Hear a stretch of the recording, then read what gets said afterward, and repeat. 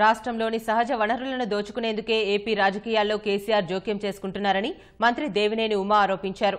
తెలంగాణకు విదేశాల నుంచి దిగుమతులు రావాలంటే వాన్ పిక్ పోర్ట్ తెలంగాణకు అవసరమని, అందుకే జగన్ను గెలిపించే ప్రయత్నిస్తున్నారని మండిపడ్డారు. డేటా చోరీ కుట్రతో తెలుగుదేశం ప్రభుత్వాన్ని అబాసుపాలు చేయడానికి ప్రయత్నించి కేసీఆర్ సెల్ఫ్ గోల్ వేసుకున్నారని ఎద్దేవా చేశారు. తెలంగాణ ఎన్నికల్లో తెరాస ఓట్ల తొలగింపు ఉదంతం త్వరలో బయటకు వస్తుందని అన్నారు. వచ్చే ఎన్నికల కోసం 1000 కోట్ల రూపాయలను కేసీఆర్ నుంచి జగన్కు వచ్చాయని ఆరోపించారు. 1000 కోట్లు ఈ డబ్బులు, ఈ కుట్రలు, ఈ కుతంత్రాలన్నీ కూడా ప్రజల దృష్టి తీసుకెళ్తున్నాం.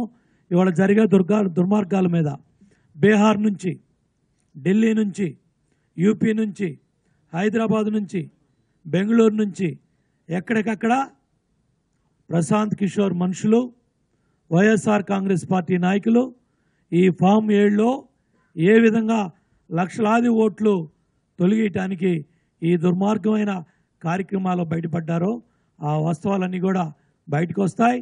తప్పకుండా ఎవరైనారో డాక్టర్ బిఆర్ అంబేద్కర్ గారు ప్రజాస్వామ్యంలో సామాన్యుడికి ఇచ్చిన హక్కు ఓటు హక్కు. భారత రాజ్యాంగం ఇచ్చిన హక్కు మాకు ఇది.